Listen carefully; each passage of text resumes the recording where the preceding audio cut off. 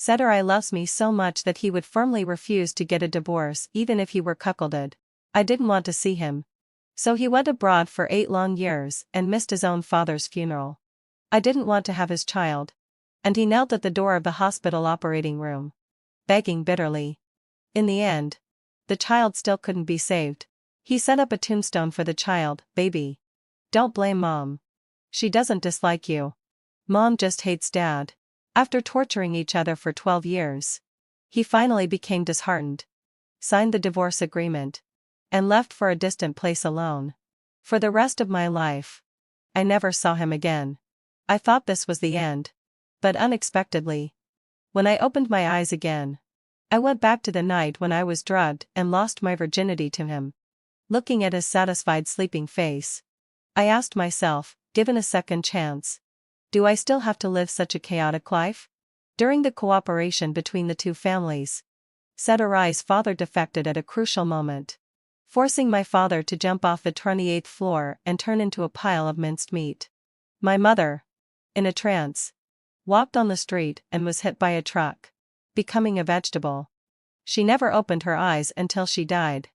And Cedri and I, who were once childhood sweethearts, became sworn enemies. Even more ridiculously, at a wine party where I had to wear a miniskirt and smile obsequiously to attract investment, I was drugged and sent to his bed. As soon as I woke up, I scolded him, "Get out." Cedri sat up, looked at me, and his eyebrows were filled with gloom. "If you want money, I can give it to you. Don't. Get out." I stared at him with bloodshot eyes. "Even if I die, I won't accept the charity of you scumbags."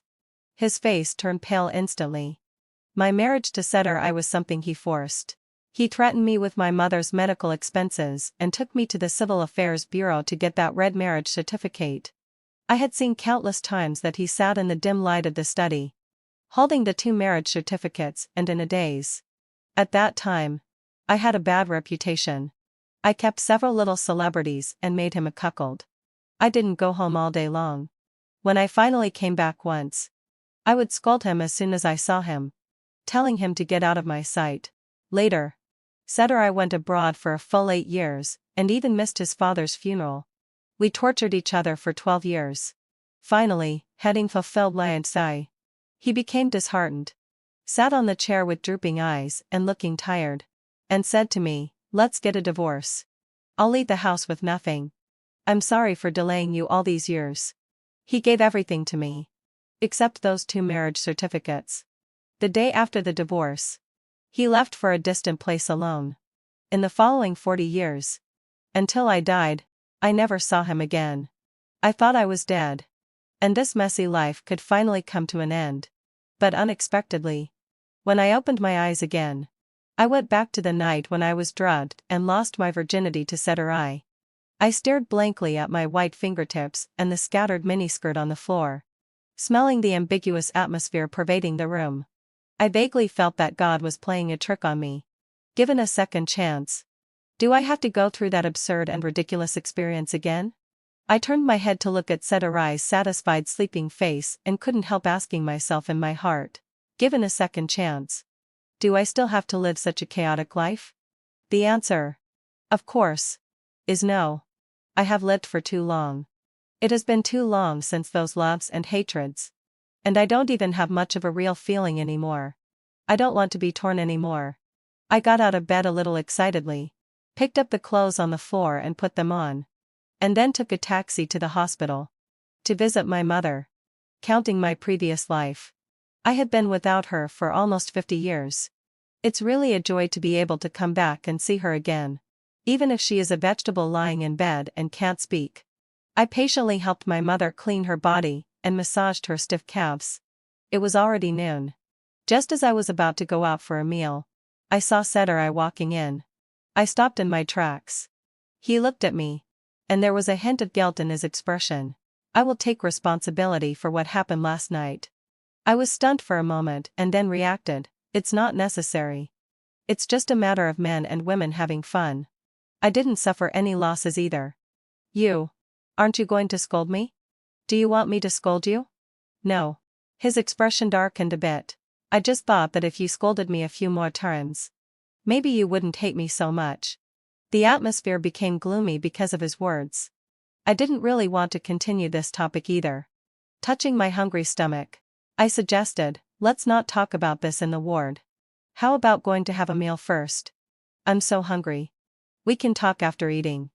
During the meal, Cedri kept staring at me without taking his eyes off. Like staring at a prey he had coveted for a long time. I couldn't stand it anymore.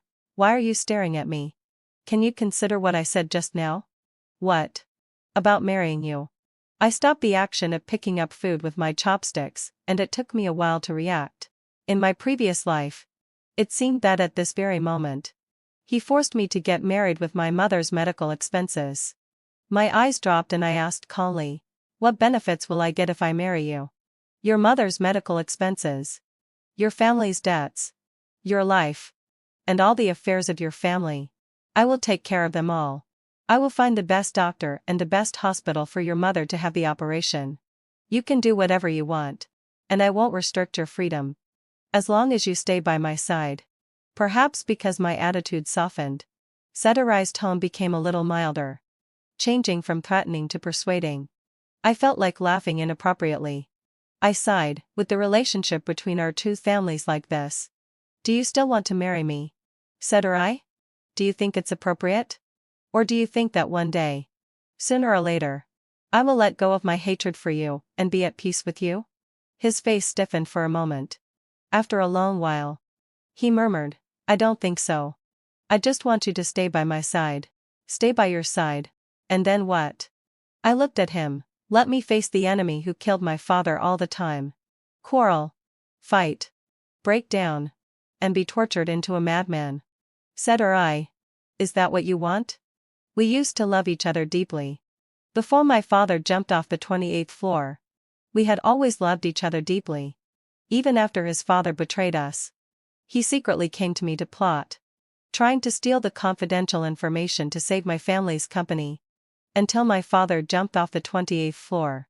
The relationship between Cedri and me then plunged into an abyss without an end. I know you hate me. His voice trembled slightly as he stared into my eyes and said, but, Annie, I really want to be with you. Since we were children, I have regarded you as my wife. I can't even imagine what it would be like if you married someone else. You can call me paranoid or unreasonable. But if you marry me, I will pay for your mother's medical expenses. Find the best doctor for her treatment. And you can do whatever you want. I won't interfere. But we have to get married. I must have something that can ensure you will always be by my side. Keep me by your side all the time? I repeated his words. Suddenly, I felt like laughing inappropriately. I was still a bit tired. Can we have a good life if you trap me? It's impossible for us anymore. Cedri. When will you understand? I want to leave you. Get rid of you. I don't want to take revenge. And I don't even want to think about my father's death anymore. Please forget all the messy things between us. I just want to live my own life well. I have already wasted my whole life on hatred. In this life, I don't want to care about hatred. Don't want to care about who is right and who is wrong. And don't even want to be angled vexed about the cause of my father's death anymore. I just want to be fine and live for myself once. Please stop deliberately ignoring the conflicts between us. You are so smart and know me so well. You clearly know better than anyone else that I won't forgive you. Let me go. And also let yourself go. Isn't that a good thing? Cedri stared at me for a long time. His eyes red. The dry warm air from the air conditioner blew over. And we didn't say anything. After a long time, I asked him, have you made up your mind? I have made up my mind. He turned his head to avoid my gaze and said stubbornly, I don't want to be separated from you. I was stunned for a moment and couldn't help but smile bitterly. It's still no use. I have told him all the reasons. But he still can't bear to let go. If reasoning doesn't work, then let's stop reasoning. I told him firmly, I have decided to go abroad and take my mother to see a doctor. I'm informing you. Not discussing with you. I will borrow money from my uncles and write an IOU. They will lend it to me. And you can't stop me. Cedri. In fact, you don't have anything that can threaten me. Do you? If I didn't still care a little about his feelings, and want to avoid making things too awkward between us. I wouldn't have reasoned with him for so long. It's hard to persuade someone who is determined and to go astray. I won't persuade him anymore. After leaving the hospital, I bought emergency contraception pills at the pharmacy near my home and swallowed them with water. Cedri looked at me, hesitating to speak. I smiled. You don't still have the illusion that we could have a child, do you? Wake up and stop dreaming. His eyes dimmed. Downstairs. I was about to go up. He suddenly called out to me and said, if I break off the relationship with my parents, Annie, having fulfilled live session, will you give me a chance? I stopped in my tracks. After a long while, I closed my eyes warily. No. Cedri. Stop making trouble. The blood relationship between parents and children can't be cut off so casually. He is as naive as a child who hasn't grown up. After unloading the deep hatred that had been on my shoulders, my life became simpler. I wrote my graduation thesis while applying for jobs abroad, sat in a milk tea shop for an afternoon, enjoying my last days of college. Occasionally, having fulfilled my obsession, I caught a glimpse of Cedri not far away, secretly looking at me. I paused for a moment but didn't look back, until Aunt G came to my door. Looking at this former mother-in-law, I hesitated for a moment and asked, what do you want? Cedri likes you very much. Annie. What my family did to your parents is something we are sorry for. But people always have to look forward, don't they? If you marry him, we will have a chance to make up for you and can also take care of you instead of your parents. I listened calmly. I had witnessed Aunt G's muddle-headedness in my previous life. Now I don't have much feeling about it. I just don't want to talk to a stupid person. Do you have anything else? If not, I'll leave first. She frowned and looked at me haughtily. Look at you now. Who else would you marry if you don't marry Cedri? Besides, the open and secret struggles in the business world are quite common. Your parents were a bit too cowardly. You can't blame it all on our family. Ah. I splashed the boiling water in the water cup on her face, listening to her screams. My expression turned cold. I can ignore whatever you say, but you can't insult my parents. People like you who are treacherous and untrustworthy. Speaking ill of my parents. Don't you feel disgusted? Before the incident happened, Uncle G and my father were like brothers. And Aunt G claimed to be my mother's good best friend and pestered my mother to go shopping every day. If my father hadn't trusted the G family enough, he wouldn't have been pushed to such a desperate situation. And my mother wouldn't have. No, I can't think about it anymore. Since I've decided not to repeat the same mistakes. I can't dwell on these things any longer. Don't bother me again in the future. I looked at her makeup that was smudged by the heat coldly and said, otherwise, I don't know what I'll do to avenge my parents. If I could still hesitate a bit when it came to Cedri, I had no patience at all for his parents whom had betrayed me. Cedri obviously knew this too. In the evening, he called to apologize to me, and his voice was very dejected and gloomy. No need to apologize. Just keep her in line, I said calmly. If I see them again next time, even if it means going to prison, I'll try committing intentional homicide. Don't be like this. Annie, let out a low sigh. Cedri said with a lot of helplessness in his voice. Don't ruin yourself for them. It's not worth it. I twitched the corners of my mouth, neither agreeing nor disagreeing. In my last life, I really tried to kill them with my own hands to avenge my parents. Unfortunately, Cedri found out and stopped me. When the dagger stabbed into his body, he begged me with a pained expression on his face. Annie, please, direct all your hatred and suffering at me. Don't touch them. Please. Later, he strengthened the security around his parents. And I could never find another chance. It's quite a pity to say. After all. Now, for the sake of my future, I can't do it with my own hands. I went to Europe to find a doctor to treat my mother's illness. In my last life, that doctor came to China for the surgery. Due to problems with the medical equipment that made it difficult to use, the surgery failed. Now, I want to try going abroad. Out of guilt or something else. Cedri gave me a large amount check, helped me contact the hospital and the doctor, and handled the matter of transferring my mother to another hospital.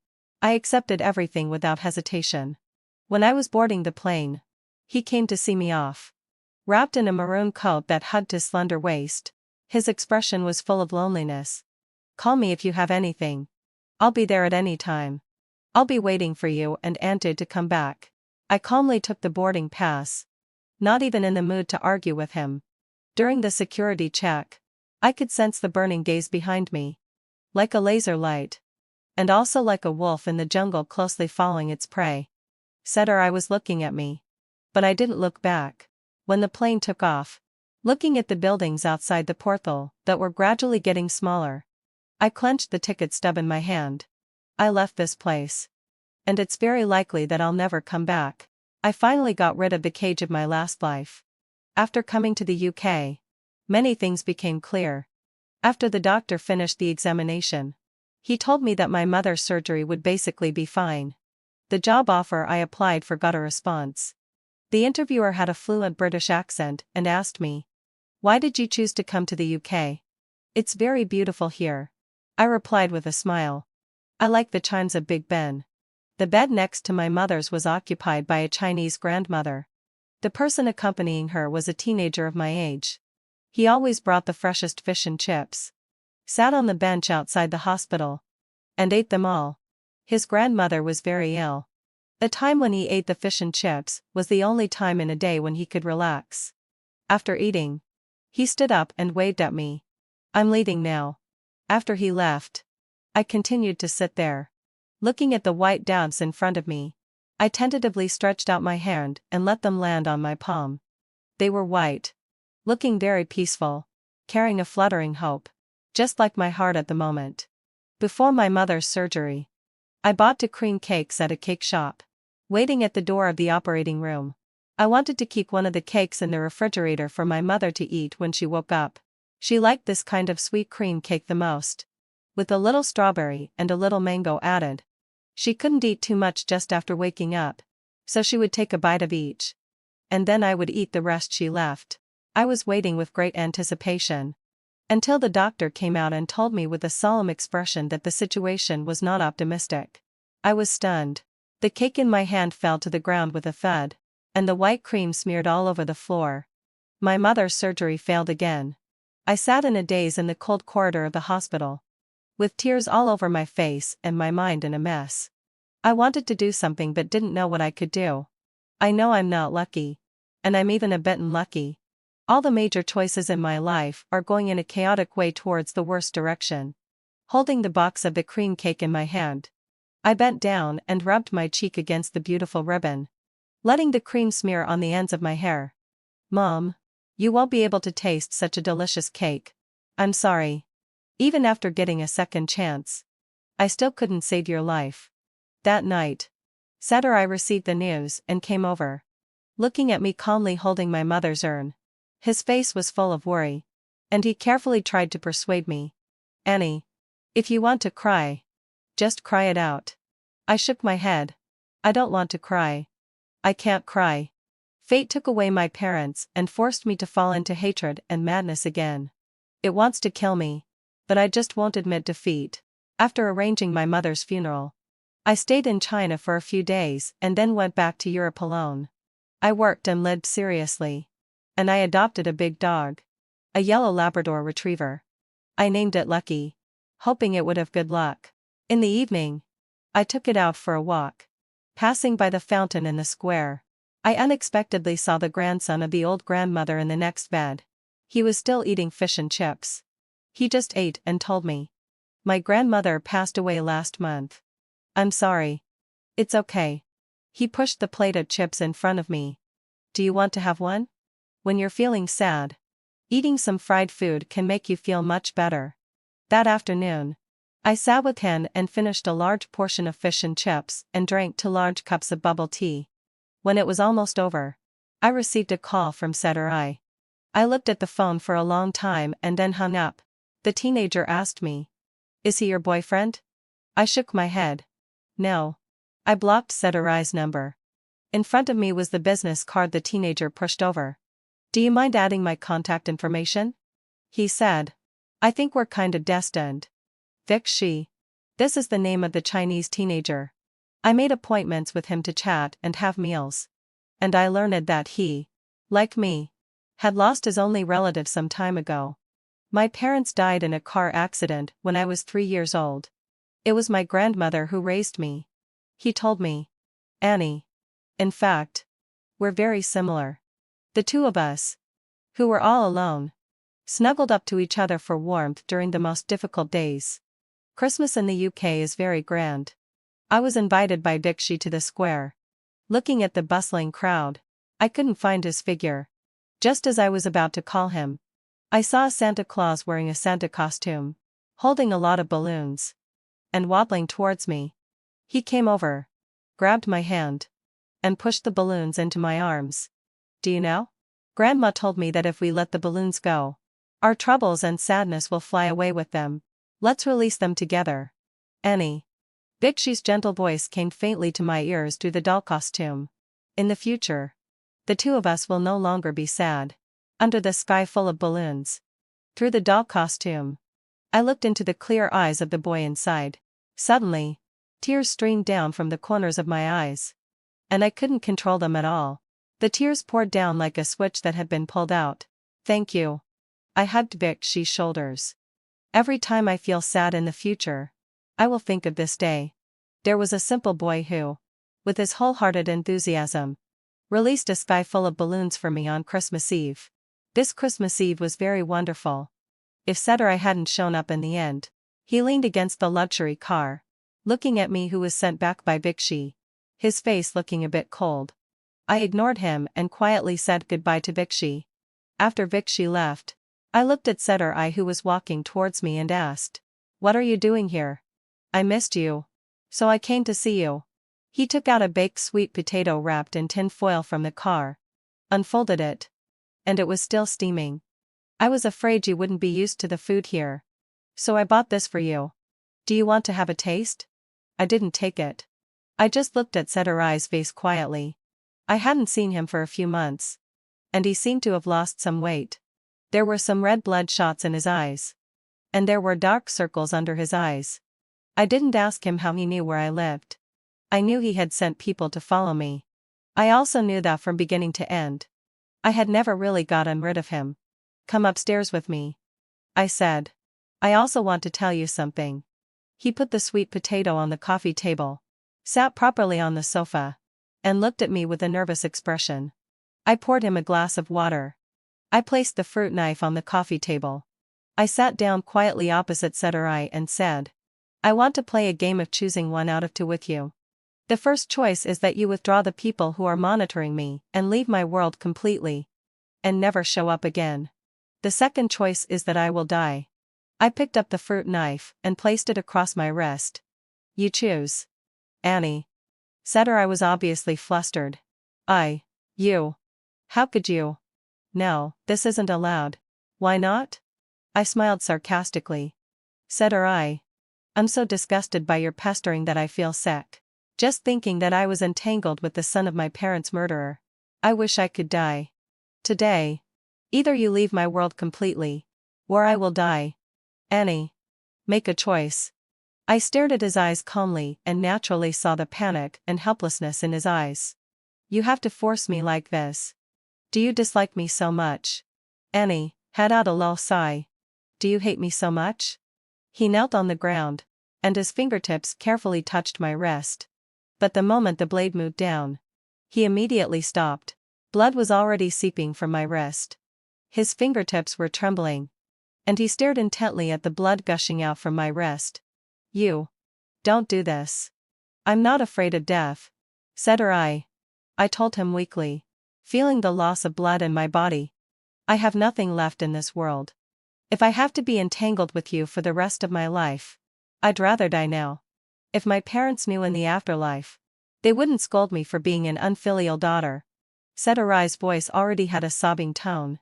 Annie had out a low sigh. "Please. Don't be like this. I was wrong. Please put the knife down first." Okay. I'll let you go. I'll withdraw those people. I won't come to you again. Annie. Stay well. Live well.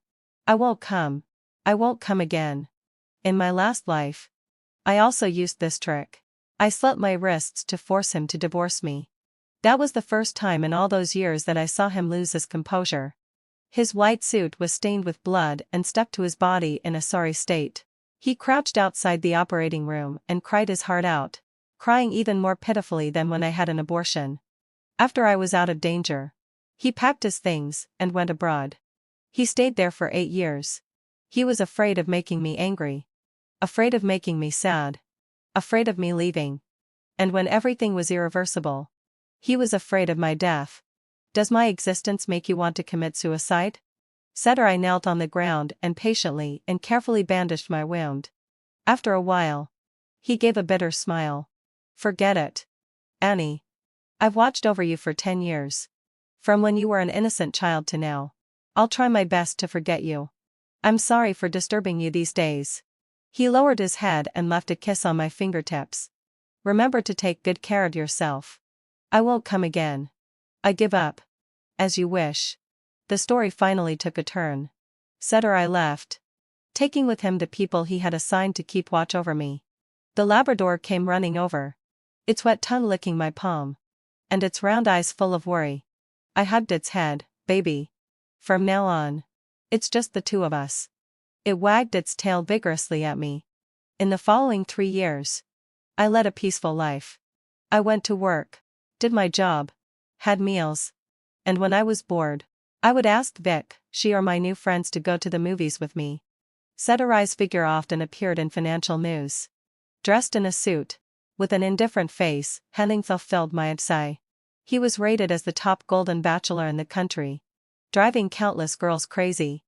Once, on a talk show, the host asked him jokingly, "Do you have someone you like now?" "Yes, Hedin fulfilled my obsessor." "I do." His eyebrows and eyes softened a little. The hearts of the female audience and the audience broke into pieces. And I sat in front of the computer, staring blankly and thinking, he must have met another girl. That's good, I thought. After all, we have to move on from that painful past. Whether it's me or Cedri. In the 4th year, on my 26th birthday, my friends threw a birthday party for me. Surrounded by colorful streamers in the private room, I put my hands together and closed my eyes to make a wish amidst their jeers. After drinking a little wine, I walked unsteadily outside, surrounded by my friends. I stopped on the open ground outside the bar and looked up at the bright moon in the sky. The faint and indistinct moonlight was very much like my mother's eyes. "Dad. Mom. Can you see this?" I told them in my heart, "Your daughter is doing well now. I've met a lot of friends and many kind people." I wrapped my cape around me and turned around. Just as I turned my head, I saw Cedri. I was slightly taken aback. We hadn't seen each other for 4 years. His hair was a bit shorter. His eyes were sharper. And there was a hint of coldness about him. He was talking to someone else. When he saw me, he nodded slightly as a greeting and then turned away and ignored me. I didn't pay much attention to it either. One late night, I was awake and by a hurried phone call. It was from my uncles in the country. They forcefully demanded that I repay the money my father had owed them. I was jolted awake, washed my face in a daze, and felt confused. My uncles had always taken good care of me. And there hadn't been such a thing in my previous life. It had been almost 5 years. And now they were asking me for the money. Was there really no other reason? When my uncles called again, I asked them about it. They hesitated and said helplessly, "Annie, the G family has too much ambition. We can hardly hold on anymore and are in great need of money. Over the years, Mr. G has always cherished the old relationship with you. In fact, he had nothing to do with what happened back then. He is also a good choice. Isn't he?" I understood. "Did Cedri force you to make things difficult for me?" He fell silent and didn't respond. Putting down the phone, I was a bit angry, but more confused. What was Cedri up to? A few days later, my uncles called again, asking me to go and plead with Cedri. The company really can't hold on any longer. The supply chain was already not large, and the G family has snatched so much of it. "Annie, Henning, just help your uncle this once. Okay?" I put down my phone in silence. Ruffled my hair. Feeling a bit annoyed. I didn't plan to call Cedri. I knew him well. At this point, it was impossible for me to show weakness to him. If all these messy things were really related to me, he would definitely come to me on his own initiative. Sure enough, that night, when I came back with a bento, I saw him waiting downstairs at my place, leaning against the luxury car, his eyes fixed on the roses in the courtyard on the first floor, his fingertips tapping on the car's paint surface. I wondered what he was thinking. Cedri. I stood still in front of him and asked in confusion, "What on earth do you want to do?" He came back to his senses, extinguished the cigarette, but between his fingers, and his voice was a bit indifferent. "It doesn't seem like you're in the attitude of someone begging for help." I widened my eyes. "You want me to beg you? You might as well dream about it. It'll be quicker in your dreams." I turned around and was about to leave. Cedri grabbed my wrist. Finally, he stopped putting on airs, and his tone became helpless. "Annie, aren't you going to do anything about your third uncle's matter?" "I can't do anything. I'm nothing now. With no money, no company, and not even a wealthy friend. How can I deal with it?" "You can." He looked at me steadily. "You have me." He finally got to the point. I turned around and stared into his eyes. "So, having fulfilled my obsession, after 4 years, you still can't forget me? Even thinking of using my third uncle's company to force me to compromise. Is that what you mean?" "I don't mean to force you." His fingertips caressed my wrist affectionately as he spoke softly. "I just want you to come back to me. Do you know how I've been these 4 years?" He interrupted me. "I've missed you. Day and night. I missed you so much that my body ached. When the pain kept me from sleeping, I would take out the photos of us and look at them over and over again. I used to comfort myself that you were just a woman. But when they found women who looked like you and stripped them and put them on my bed, I didn't feel anything at all. I even felt disgusted. I used to think that time would make me forget you. But it didn't. It just made me miss you more and more. Thinking of the first time you called me brother. The first time we went on a date. The first time you gave me a birthday present." He exerted force with his wrist, turned around, and pressed me against the car. His eyes were red as he stared at me. "Annie, you've moved on. You're living a happy life now." "I know. But what should I do? I'm the only one trapped in those times, and unable to break free. How can I be willing to accept that? Tell me. What should I do? Tell me." The way he accused me was like a fragile butterfly fluttering. Broken.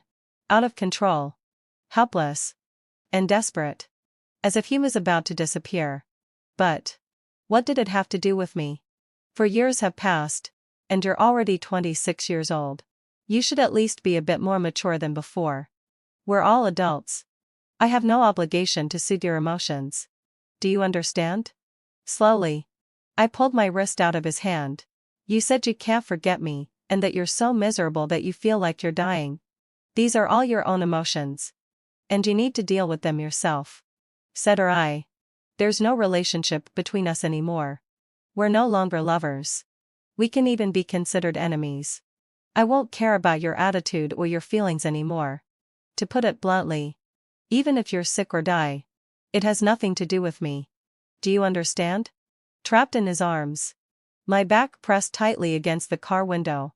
It was a bit cold, and I couldn't break free. I pushed him. "Let me go quickly. There are some methods I don't want to use on you." He suddenly said, "Annie, don't push me either." How was I pushing him? Where had I pushed him? It was me who lost my parents. Me who left my hometown and started over. Me who compromised and gave up. And me who wanted to leave. In the end, it turned out that I was the one who had been pushing him. I looked at him coldly. "You're just like a cockroach that can't be killed now. You're really disgusting. You know that? I know you hate me." "No. You don't know." I interrupted him. "You don't realize how much I hate you. After 4 years, I finally managed to have a stable life again. And now you're here to ruin it all. Are you a jinx to me?" "Annie, shut up." I scolded him fiercely. "Get out of here. I never want to see you again. Don't even think about manipulating me through my uncles. I can even forget the hatred of my parents. What are they to me? Thanks to your father. I have nothing now. I really want to see what tricks you can play on me. I straightened up and told him, come on. I'm waiting. The wind blew violently, messing up the scarf around Cedri's neck. He said calmly, you have a friend named Bixi. Right? Annie. You were once in this social class. You should understand that there are always some underhanded methods that can be used to deal with certain things. I won't touch you. But I really can't stand the sight of him. Do you understand? Slap. I slapped him across the face. I asked in disbelief, do you have any sense of shame? He's just an innocent person who has helped me. On that Christmas 4 years ago. You were very happy when he held your hand and released the balloons. Weren't you? His voice was cold. Annie. I was standing behind you at that time. You cried in front of him. At that moment. I thought that you had only known each other for a few months. Yet you could show your vulnerability in front of him. But when it came to me, you didn't even bother to say a word. I'm not willing to accept that. He raised his hand and caressed my cheek. In the Christmases to come, I will accompany you to release many balloons. And make you forget him from your memory. From now on, it will only be me. And it can only be me who will soothe your emotions and accompany you through all aspects of life. I wanted to hit him again. But he firmly grabbed my wrist. He repeated, Annie. Don't push me. Cedri's state was obviously not normal.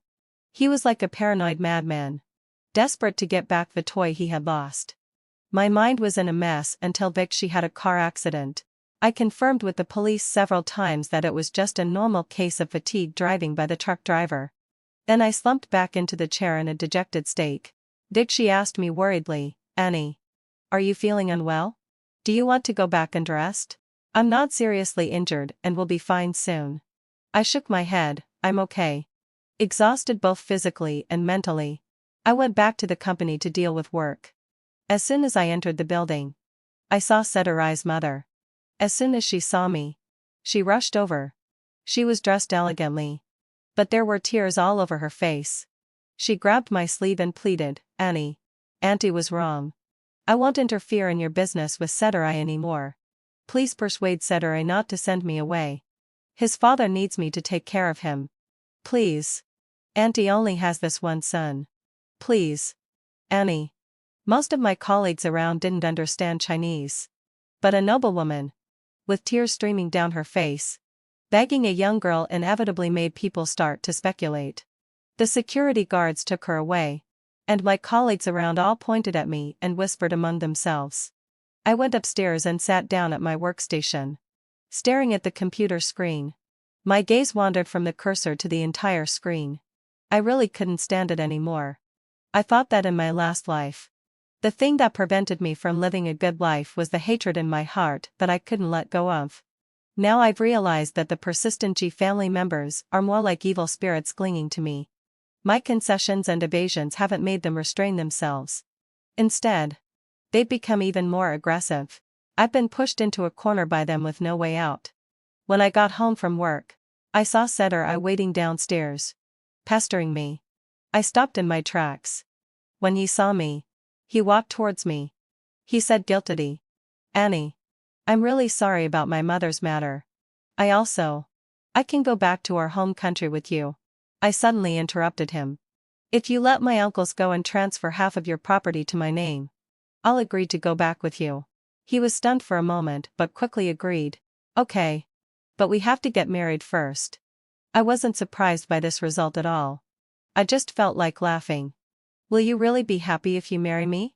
Or do you think that just a marriage certificate can smooth out all the love, hate, and entanglements? It doesn't matter if it can't be smoothed out, he said stubbornly. I want you to stay by my side. In the current situation, his paranoia and madness are very similar to those in my last life. After going around in circles, we're back to the beginning. But it's still different. I won't be driven by hatred anymore and painfully consume myself internally. In an intimate relationship, if it's impossible to have mutual affection, then at least one person should be able to enjoy the relationship. I'm quite sure that in this marriage, the one who enjoys it will definitely not be Cedri. Before going back to our home country, I used Cedri's money to invest in Vixi's company. He was very surprised and excitedly hugged me, spinning me around 3 times in the office. Sweetheart, where did you get the money? There just happened to be a fool, I said casually, patting his back. If you're short of money in the future, you can always come to me. After getting out of his excited embrace, I saw Cedri sitting in the car waiting for me. His gaze lingered on me for a moment, and then he twitched the corners of his mouth. Using my money to make your friend's investment but a waste? You don't have to talk about him like that, do you? Investing in a sunset industry at this time, what else is it if not a waste of money? There was mockery in his eyes. Otherwise, why do you think he hasn't attracted any investment after struggling for 3 years? I coughed and stopped talking. I could say something about other things, but I really know nothing about finance and don't want to argue with him. Flipping through the documents in my hand randomly, I suddenly had an idea and asked him, what do you think would happen if I sold these things to your competitor? At the least, the stock price would drop. At the most, the company would go bankrupt. And you and I would have to live on chaff and wild vegetables. He said casually. Don't worry. If the company goes bankrupt, I will definitely hold on to you tightly and never let you divorce me. I'll drag you to hell with me. Then we'll rent a room in an urban village. We'll watch cockroaches and mice among the pots and pans and go to bed day and night. I threw the documents at his face. Shut up. He seemed a bit excited. Or perhaps he just didn't care anymore. He spoke more casually, showing a bit of the youthful spirit he had before all these things happened. I stared at him for a moment and suddenly became curious about the expressions of his parents when they found out what he had done. Your parents? You don't have to worry about them. We won't live with them either. Cedri replied quickly. You just need to stay with me. Annie. You don't have to worry about anything or do anything. I'll arrange everything. Just stay with me. Cedri is really rich and powerful now, and I'm eagerly eyeing his money. For the time being, I can't be bothered with revenge and want to do something different from what I did in my last life. I registered an entertainment company, opened it, hired people, and signed some celebrities. But it was all in vain. A lot of money was invested, and it really was like what Cedri said, a waste of money. I didn't understand, so I went to him for an explanation. He looked at me with a half smile and said, I'll tell you. But what's enough for me? Then don't say it. I'll take the confidential information of your company and ask someone else, I said. He helplessly pulled me back, tapped my forehead with his knuckles, and scolded me. You're so impatient. An entertainment company is different from other companies. It requires connections and relationships within the industry. Those people think highly of themselves. If you don't take the initiative to build relationships with them, they won't pay attention to you. Then what should I do? Follow me, he said concisely. At the next banquet, don't run off to the garden to look at the flowers again. I'll introduce you to the connections and relationships. At the banquet, after following Cedri around for a while, my feet were a bit sore, but I was also a bit excited. My eyes were shining brightly, and I kept biting my lips.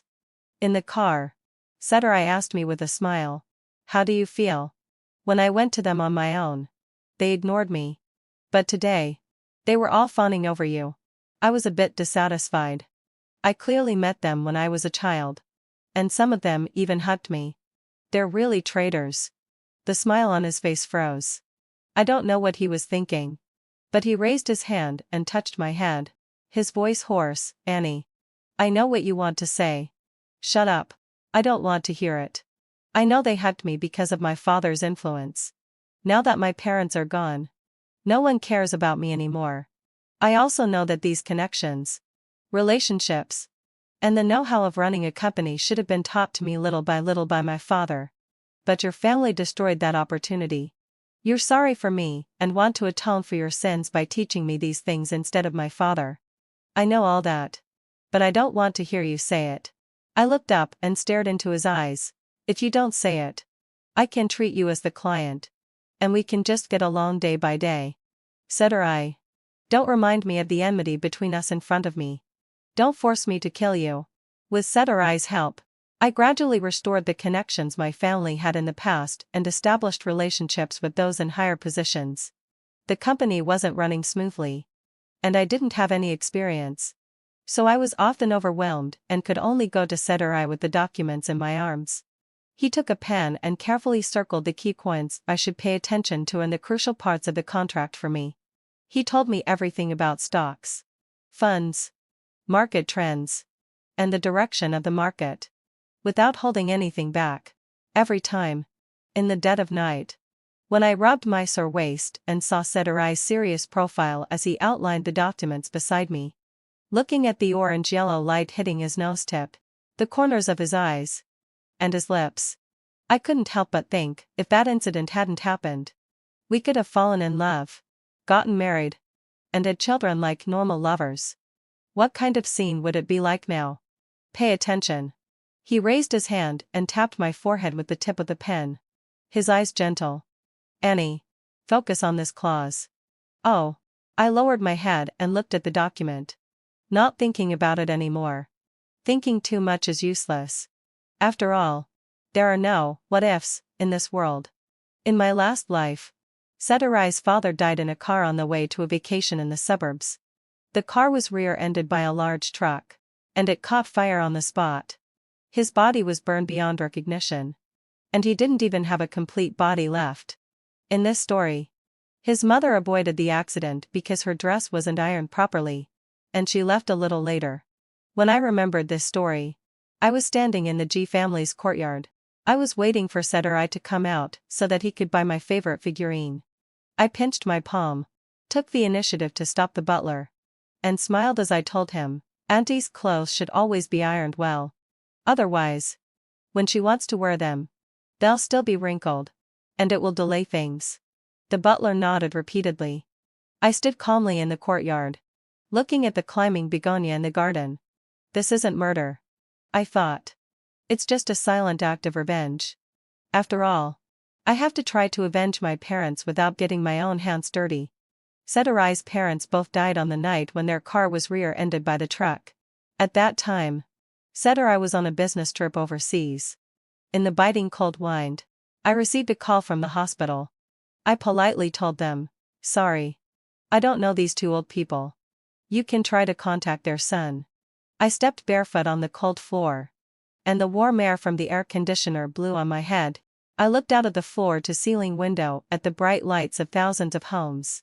When I was a child, I really looked forward to the spring festival. My father, mother, and many uncles would sit around the dining table, having a reunion dinner, eating dumplings, and chatting about the interesting things that happened during the year. I would receive a lot of red envelopes and be held in my mother's arms, watching the fireworks in the courtyard. My father would hold my hand and bless me, little darling. May you be safe and happy all your life. I haven't experienced a family reunion for nearly 5 years. Every spring festival, I would bury myself in the quilt, start sleeping at 8 o'clock, and sleep until noon the next day. It seemed that in my dreams, I could forget all the sad things. The feeling of losing my parents. Now, it's Cedri's turn to experience it. I went to work as usual, dealt with partners, and coordinated with them. Cedri's assistant called me and stammered, begging me, Madam, could you please come and see Mr. G? He's in a very bad state now and keeps calling your name. I paused for a moment. I lowered my head, looked at the notes he had made for me on the document, and sighed. Send me the address. I'll go there later. He quickly agreed. Cedri had drunk a lot of wine and was drunk. The room was filled with the smell of alcohol. He was sitting on the floor with his legs bent, holding a pillow in his hand. I recognized it. It was a birthday gift his mother gave him when he was 18, embroidered by her own hands. He was about to pick up the wine bottle beside him and take another sip, but I stopped him. Don't drink anymore. I unscrewed a bottle of mineral water and stuffed it into his hand. If you're feeling sad, drinking this is the same. Anyway. A drunk person can't tell the difference. When he saw me, his gaze slowly moved up from his fingertips to my eyes. He stared blankly and called out, Annie. Yeah. My parents are gone. They were burned to death. And I couldn't even collect their bodies. Yeah. I know. I sat down beside him and patted his shoulder. Do you want to take a nap? Tears streamed down from the corners of his eyes. And he choked up. I know my parents weren't good people. But they were very good to me. They were still my parents. Annie. Are you happy that my parents are dead? We both don't have parents anymore. He lay down and put his head on my lap, murmuring in a low voice, Annie, having fulfilled my Sacher. I only have you now. You can't leave me. Please. I let him hold my hand. I remained silent, with my hair hanging down on the side of my face, and didn't reply to his words. I have no doubt about Cedri's love for me. But it seems that he has never thought about whether his so-called unswerving love is really what I want. For the next 7 days, he pushed aside all his work and followed me every day, like a dog closely following its master. As soon as I showed the slightest hint of disgust, he would pinch his palm in a state of bewilderment. He used so much force that blood oozed out. I wrapped his wound with gauze and hesitated before asking him, Do you want to see a psychiatrist? Will you accompany me? There was a longing in his eyes. Cautious. Like a little lapdog afraid of being abandoned. Sure. I stroked his head. My little finger accidentally touched his ear. And it was frighteningly cold. He had no improper thoughts at all. He just stood there, looking at me with a pure gaze. But it inexplicably made me feel a sense of sorrow and unease. How on earth did we get to this point? I asked him in a low voice. There was no reply. In the empty office, only our faint breaths, intertwined with each other, remained. The psychiatrist didn't help much. The best way to resolve this kind of pain is time. On the way back, Cedri leaned against the backrest and put his arm around my waist. He asked me, Annie, will you stay by my side for the rest of my life? I hung my head and didn't reply. He suddenly laughed, then pinched my chin with his fingertips and forced me to look at him. He leaned down and kissed my lips, full of hostility, like a hungry wolf that hadn't seen raw meat for a long time. I don't care what you think. He was like a willful child, anyway. You can't run away. For some time after that, we tacitly didn't mention anything about our parents. I was busy with the company every day, filming new plays, signing new actors. And gradually I was able to stand on my own without relying on Cedri. Those big shots who were initially friendly to me because of him gradually became willing to talk to me directly. The life with him was peaceful and calm. Cedri indulged me infinitely. His demands even lowered to the point that as long as I could go home, not cheat, regardless of whether I paid attention to him or was willing to sleep with him, he would offer me resources without limit. The comfortable days really wore down one's willpower. Sometimes I even thought that it wouldn't be so bad to just go on like this. Until one day, Cedri discovered that I was related to the death of his parents. The reason was that he found out that 2 days before the car accident, I had searched for the traffic conditions of that road section on my phone. In the search records, there were also words like truck driver and drunk driving. He knew that his mother had the habit of ironing her clothes before going out. The butler inadvertently told him that I had reminded him before to pay attention to ironing and not to miss the time to go out. None of these were conclusive evidence. But each of them made people couldn't help but suspect. He came to question me with the search records. And I just said, if you have evidence, you can go to the police. He threw the photos in front of me. He grabbed my shoulders almost frantically and questioned. Annie, having fulfilled my obsession. Deny it. If you deny it, I'll believe you. I won't investigate anymore. Say you didn't do it. Say it. I really wanted them to die. I told him. I have nothing more to say about the rest. Cedri went crazy. That day, he smashed the entire study. The table lamp, the computer, the antique vase, the Doraemon figurine that I liked. His eyes were blood red, like a hungry wolf on the verge of collapse. In the end, he knelt in front of me and cried desperately, Annie, what do you want me to do? How can I face you? What should I do?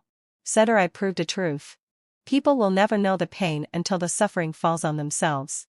After my parents died, he could still look at me with red eyes and say sorry, dreaming of us getting back together.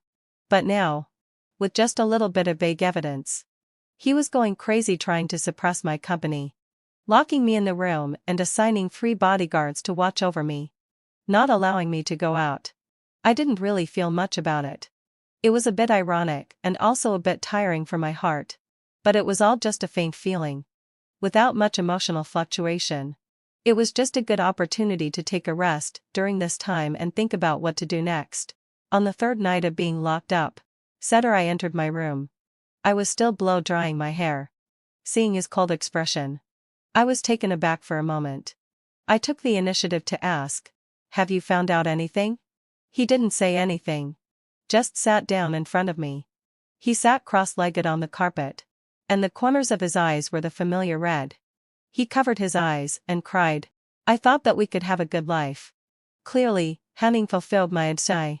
Everything was already in the past. I hate it so much. I hate that you didn't do it cleanly. Why did you let me find out? Why? I sighed, if you have conclusive evidence, you can submit it to the police. If not, don't pin such a big charge on me.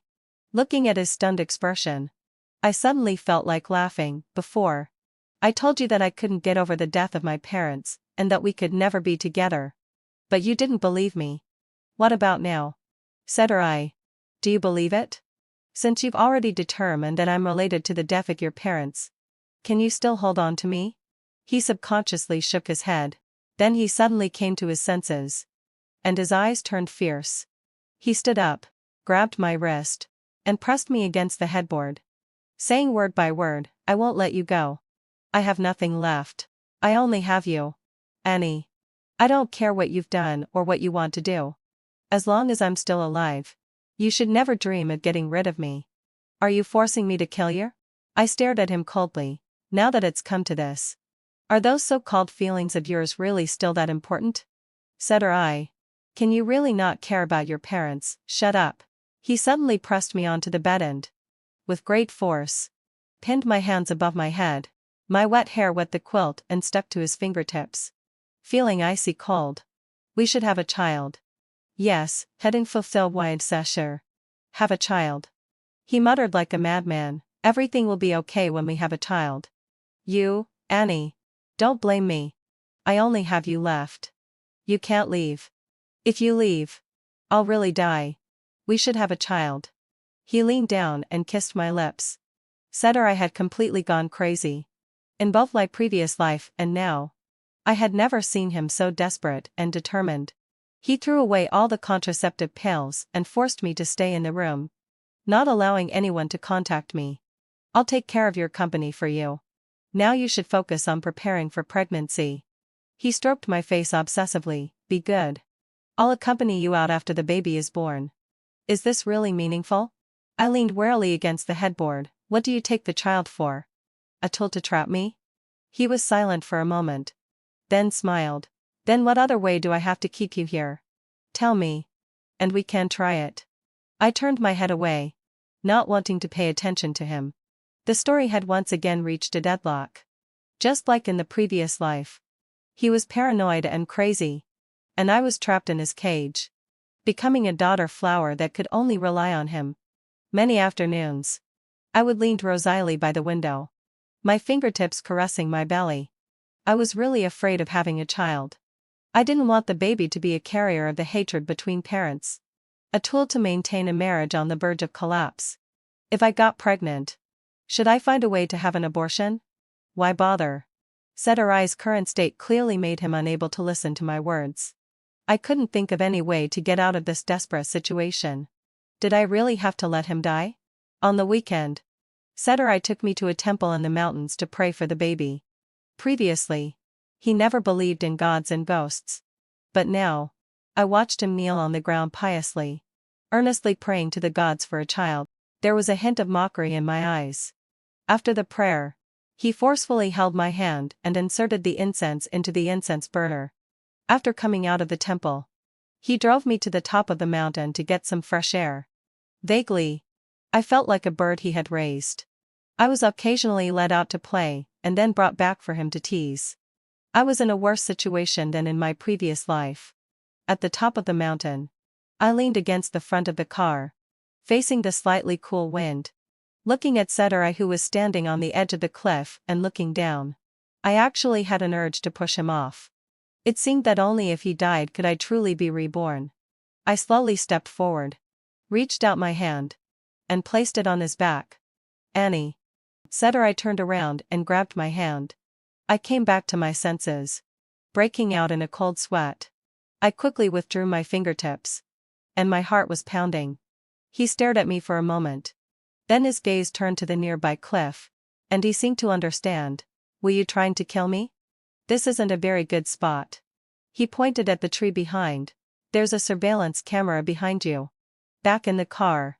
He started the vehicle, looking at the cliff on the right side. He suddenly laughed. Annie. What do you think if we drive down from here together? He had gone crazy. But I don't want to die yet. After calming down, I shook my head. I still have so many things left to do. I don't want to die yet. Cedri narrowed his eyes. Before. I remember you threat to commit suicide to force me to leave you. What about now? Why don't you want to die anymore? I bit my lip, turned my head to the side, and didn't say anything. He laughed, and his smile was a bit desolate. Then let me tell you. You have a friend. That Bixi. You have someone to care about now. So you don't want to die, right? Annie. So the only one trapped in the past and having nothing is me. Cedri was obviously unable to communicate anymore. He was even crazier than in the last life. I wanted to persuade him and make a change. But I simply didn't know where to start. The love and hate between him and me were too intense. Like a thick fog that couldn't be solved at all. But I didn't want to admit defeat. Having a second chance at life. I want to live a good life. I never want to be trapped in self-consumption and become a madman defeated by hatred. On the way home, I said to him, I want to go to the company and take a look. Just as he was about to shake his head, I grabbed the sleeve of his clothes and said, I really haven't been back for a long time. I just want to take a look. Please. Perhaps it had been a long time since I had spoken to him in such a soft voice. His Adam's apple rolled for a moment. He pinched his palm and said with a stern face, I'll only give you half an hour. I nodded. The bodyguards kept an eye on me all the time. I sat in the office, pulled open the drawer, and quietly reached out my fingertips to touch a bottle of sleeping pills, clutching it in my palm. In the evening, I poured a glass of milk for Cedri and carried it over on a tray. He stared at me for a long time, and suddenly his eyes turned red. He said to me in a hoarse voice, I'm sorry, Annie. I don't want it to be like this either. But I really have no other choice. When you give birth to the baby, I'll take you out. I'll raise him well. Please don't hate me. Hate me a little less. Okay? I smiled and pushed the milk in front of him. Drink it. After he fell asleep, I sat by the bedside and reached out my hand to stroke his side face. Including the last life. He and I had been entangled for more than 20 years. We had experienced all the extreme emotions in the world, such as joy, anger, sorrow, happiness, greed, anger, tether, delusion, and resentment. I used to love him very much. No, I don't really hate him either. What his parents did was not what he wanted. I will always remember the vacation after the college entrance examination in my senior year of high school. The young man won the basketball game championship, trotted up to me, knelt down on one knee, and held up the medal high. He shouted loudly in the crowd, Annie, I like you. Will you be my girlfriend? The young man's eyes were bright and dazzling, with a spirit that I would never see again in the future. Cedri. I murmured in a low voice. I'm leaving. You have to take good care of yourself when you're alone. I changed into the maid's clothes I had prepared and quietly went out. I made a phone call to Bixi from a telephone biz not far from the villa. During the time when he was returning to the country, I went to the police station. I reported to the police that Cedri had illegally imprisoned me, committed domestic violence, and filed for divorce. When Bixi rushed back from abroad, I was just telling the lawyer about the grievances between Cedri and me. After hearing it, he hesitated to speak. It's really interesting, he said euphemistically. I ignored him and just asked him, Can you stay and accompany me for a few days? I'll feel more at ease with you here. No problem. He nodded without hesitation. After the lawyer finished recording the key points, he asked me, "So what are your demands? Do you just want a divorce? Or do you want to handle it as domestic violence and abuse and seek more severe punishment?" I didn't speak for a long time. After a while, I pressed my temple warily and said, "A divorce is enough." "Okay." After the lawyer left, she poured me a glass of warm water and asked me, "He imprisoned you. But you only ask for a divorce. Do you really not like him anymore?" "He also had his reasons for doing that." I shook my head and said, "He's also quite pitiful." "Forget it." I still had a little unrealistic expectation. I hoped that both of us could get out of the previous pain and start a new life. I stayed in the country for a few days. And vaguely, I always felt uncomfortable in my body. I didn't want to eat and felt a bit nauseous. She accompanied me to the hospital. When he got the examination report, he pursed his lips and told me, "You're pregnant. What should we do? Should we keep this child?" I touched my lower abdomen and instinctively shook my head. "This is Cedri's child. I can't keep it. Please help me make an appointment for the operation." She nodded and didn't say anything. He turned around to find the doctor. I sat on the plastic chair in the hospital, blankly touching my lower abdomen and in a daze. It's not that I was reluctant to part with the child. I was just torn about whether I should tell Cedri before having the abortion. It's not good not to tell him.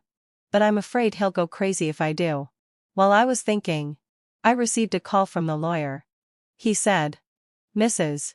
Cedri committed suicide by cutting his wrists in the bathroom of the villa in the suburbs last night. He had no vital signs when he was found. As his spouse, you need to deal with his inheritance." With a snap, the phone fell to the ground. The screen shattered into pieces. And it pierced into my exposed ankle, oozing bright red blood. When I was 8 years old, the G family had just moved to the villa area. I sneaked in through the fence and saw the little boy reading a book under the tree. I held my face and looked at him. "Little brother, you're so good looking. Will you marry me and take me home in the future?" When I was 12 years old, I was bullied at school and didn't dare to tell my parents. Cedri took my hand and knocked down the person who bullied me, saying, "Annie is my sister. And I'll protect her.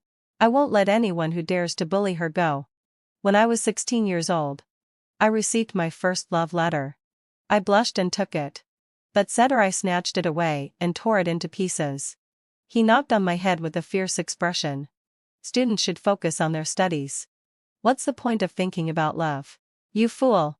When I was 18 years old, the young man knelt down on one knee and held up the medal to me with burning eyes. "Annie, let me protect you for a lifetime. Okay? A lifetime is so long." Cedri. "It's so long that the people from the past have all disappeared. And only I'm still alive in this world. Walking alone." I knelt by the bedside, trembling, and touched his cold and stiff fingertips with my lower abdomen. "Cedri, we have a baby. In Annie's belly. Can you feel it?" Tears rolled down and seeped into my collar. I lay beside the bed and burst into tears. When he was alive, I hated his pestering and his stubbornness. After he died, I couldn't help but think about our past. Those vivid and lively days would stay in my memory forever. At Cedri's funeral, I quietly looked at the printed black and white photo of him and his curved smiling mouth. "Next year, I'll take the child to visit you." Staring at his smiling eyes in the photo, I said softly, "Cedri, Annie is saying goodbye to you. I'm going to live my own life. Live it well. And I won't let you down. Cedri, you'll be watching over me in the sky. Right?" They were all dead. I had seen countless times that he sat in the dim light of the study, holding to marriage certificates and in a daze. But I still have to live on. When I walked out of the cemetery, I stared blankly at the plain-colored clouds floating in the sky, which took on many shapes, like the candies I ate when I was a child. She said that my future was a visible bright one. Cedri left me hundreds of millions of inheritance. The company was also doing well, thriving. All the connections had been established. And it was just waiting for future development. There was also a life quietly growing in my belly. While I was in a daze, Vixie leaned against the car and asked me with a smile. Miss Annie. I'll be relying on you from now on. Remember to give me a hand. After saying that, he came over, patted me on the back, and said in a gentle tone, life has to go on. You have so many things now. Enough to do anything you want. Don't be too sad, Annie. You still have me. There was a gentle smile on his face. I stared blankly and wrapped the shawl around me tightly in the breeze. Yes. They were all dead. The love and hate that had entangled us were over. My life would also start anew from this moment.